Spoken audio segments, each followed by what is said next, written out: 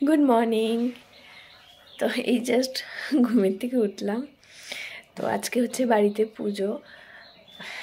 তো মা গেছে এখন সেখানে আর কি একটু কাজ আছে টুকিটাকি, সেটা করার জন্য। আর আমি জাস্ট উঠলাম আর কি। এই যে আজকে খুব ঝলমলে রোদ উঠেছে, কিন্তু এতদিন বৃষ্টি ছিল। তো আজকে যেহেতু পুজো ভয় লাগছিল একটু বৃষ্টি বৃষ্টি হবে কি না, তো না, আজকে বেশ ভালোই রোদ উঠেছে। গলাটা ভেঙে গেছে। আমার এরকম হয়, ঘুমের থেকে ওঠার পর গলা দিয়ে সাউন্ডই বার হয় না। তো আমি এখন ঘরের টুকিটাকি কাজ করব, তারপর স্নান টান করে পুজো টুজো দিয়ে যাবো ওদের বাসায়। এই যে দাঁড়াও দেখাচ্ছি তোমাদেরকে, দেখতে পাচ্ছ কি না আমি জানি না ঠিক। এই যে ঘরটা দেখছো না, কোথায়, এই যে, হ্যাঁ, তো এটাই হচ্ছে আমার কাকা শ্বশুরের বাড়ি। তো এখানেই পুজো আজকে, প্রতি বছরই হয়। আর কালকে অধিবাসের ভিডিওটা তোমরা দেখেছ, তো কেমন লাগলো প্লিজ লিখে জানিও। তো চলো কাজকর্মগুলো সেরে নিই, তারপর আজকে পুরো সারাদিন কি হয় না হয় তোমাদের সাথে শেয়ার করব। তো আজকের আউটফিটটা হচ্ছে এটা, এই শাড়িটা আর সাথে একটু গোল্ড জুয়েলারি পরবো, তাই শাখা পলা আর একটা ফিঙ্গার রিং বের করে রাখলাম। আর এটা হচ্ছে আমার ছানার জামা কাপড়। তো ওকে আজকে ভাবছি কুর্তা পরাবো, আর সাথে একটু ব্রেসলেট আর চেন। এই যে আমার সোনা পাপা রেডি হয়ে গেছে। আর আমার ড্রেস আপটা অল্প চেঞ্জ হয়ে গেছে লাস্টের দিকে, কারণ সেটা পরিনি, কারণ পুজো বাড়ি তো, তাই রেড টেড পরলে ভাল লাগবে, তাই আবার মনটাকে চেঞ্জ করে রেড কালারের একটা শাড়ি পরেছিলাম। তো ওই শাড়িটাকে চেঞ্জ করে এই রেড কালারের শাড়িটা আমি পরেছি। এই শাড়িটা কমফোর্টেবলও আছে, আর পুজো বাড়িতে এসবই রেড ইয়েলোই মানায় বেশি। তো তারপর আমি চলে আসলাম পুজো বাড়িতে পুচকুকে নিয়ে। এর আগেও আমি একবার বাড়িতে গেছিলাম, পুচকুকে রেখে তারপর এসছি, তারপর আবার পুচকুকে নেওয়ার জন্য গেছিলাম। তো তখন আর শ্যুট করিনি। আর হঠাৎ করেই দেখি আমার হাজব্যান্ডেও চলে এসছে আর কি। ও মানে কোনো ওকেশন বাদ দেয় না, সব ওকেশনে ওকে প্রেজেন্ট থাকতেই হবে।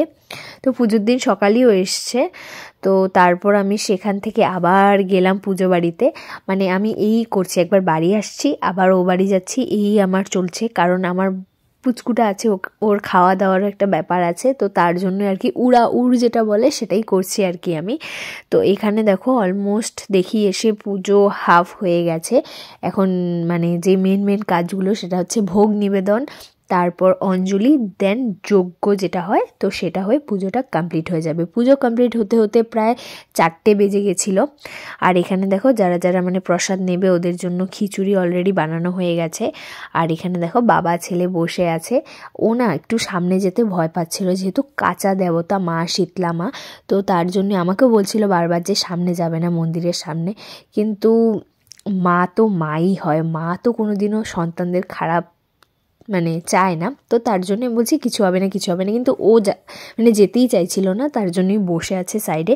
তারপর এখানে মাকে একে একে জল ঢালা হচ্ছে, জল তেল সিঁদুর দিয়ে স্নান করানো হয়। মানে গাছটা যে দেখছো এটা হচ্ছে মা শীতলার গাছ। তো প্রথমে আমাদের দিদা আর কি, বাড়ির বড় যে, সে করবে, তারপর এক এক করে সবাই মাকে জল ঢেলে স্নান টান করাবে আর কি।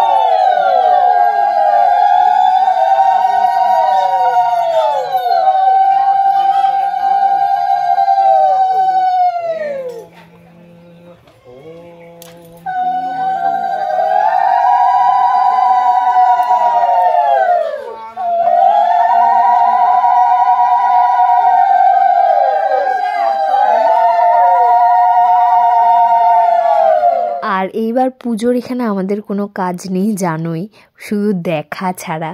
তো সেটাই আর কি করছিলাম আমি দাঁড়িয়ে। আর তেমন কিছু কাজও মানে তখন ছিল না। আর এই ছোট্ট বাচ্চাটা তো ওর দুষ্টুমি চালিয়ে যাচ্ছিল, এক ফোঁটাও শান্তি নেই, এক জায়গায় ধীর স্থিরভাবে ও বসতেই পারে না। দেখো পাটা নিয়েও কি করছে, এখন নতুন শিখেছে, পা নিয়ে পুরো মুখের ভেতরে দিয়ে দেয়। তো এখানে এখন ভোগ নিয়ে যাওয়া হচ্ছে, এখন ভোগ দেওয়া হবে মাকে, ভোগ নিবেদন করে যেটা সেটাই আর কি করা হবে। তাই এক এক করে যা ভোগের রান্না করা হয়েছিল সেগুলো নিয়ে যাওয়া হচ্ছে মন্দিরে। আর এই যে জেঠিটা যে গেল মাত্র, উনি ভোগের সম্পূর্ণ রান্না করেছেন। ওনারা রান্না করে থাকেন আর কি সব জায়গাতে আর কি, তো উনি করেছেন, ওনারাও আমাদের আত্মীয়র মধ্যেই পড়ে। তা এখন যাচ্ছি হচ্ছে বাড়িতে, একটু প্রচণ্ড জল পিপাসা পাচ্ছে। আর শাড়ি তো দেখলি যেটা দেখেছি সেটা পরলাম না, ভালো লাগছিল না, তো তার জন্য। তো চলো যাওয়া যাক। আর এখনো পুজো চলছে, পুজো হতে লেট হয়, মানে 3টে, 3:30, 4টেও বেজে যায়। এখন অবধি অঞ্জলি, যজ্ঞ এসব কিছু বাকি আছে, ভোগ নিবেদন করা হয়েছে মাত্র। তো আমি বসেছিলাম, সামনে যাচ্ছি না, তো সেরকম কিছু ভিডিও মানে করতেও পারছি না, কারণ মন্দিরের সামনে যেতে এরকম লাগছে। আর প্রতি বছর তো বাবা থাকে, এই বছর বাবা নেই, তো সেইগুলোর মানে খারাপ লাগছে, তো তার জন্য। আর মা তো বাড়িতে আছে, মারও একটু মনটা খারাপ, তো কি করা যাবে আর। তো মা পরে যাবে, পুষ্কুকে এখন ঘুম পাড়াবে, তো আমি এখন যাচ্ছি। তো এইভাবেই যাচ্ছে। আর দেখো শাড়িটা চেঞ্জ করেছি, সেই শাড়িটা না ভালো লাগছিল না, যে শাড়িটা তোমরা ভিডিওতে দেখলে প্রথম দিকে, তো সেটা ভালো লাগছিল না, ঠান্ডা লেগে গেছে। তো এখন এই শাড়িটা পরেছি রেড কালারের, এটা বেশ ভালো আর কমফোর্টেবল, হ্যান্ডলুমের শাড়ি।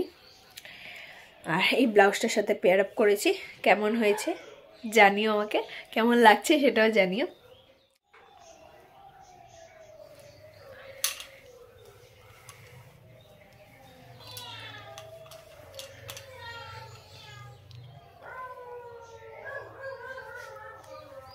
পুরো কমফোর্টেবল ফিল হচ্ছে শাড়িটা পরে, খুব সফট শাড়ি।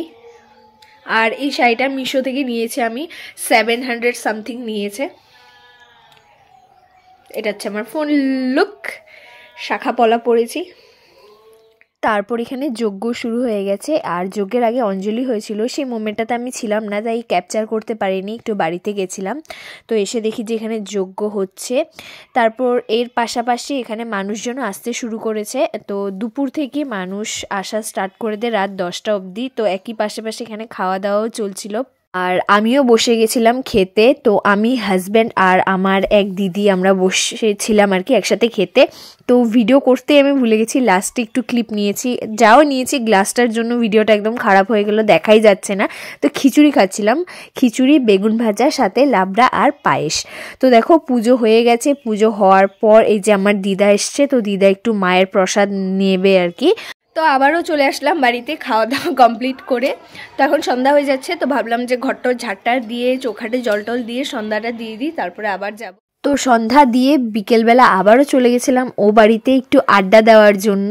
তো সবাই মিলে বেশ অনেকক্ষণ আড্ডা দিয়েছি, আর এর মধ্যে দিদিও এসেছিল। দিদি সারা সকাল আসেনি, পুজোর মধ্যে বিকেলবেলা এসেছিল।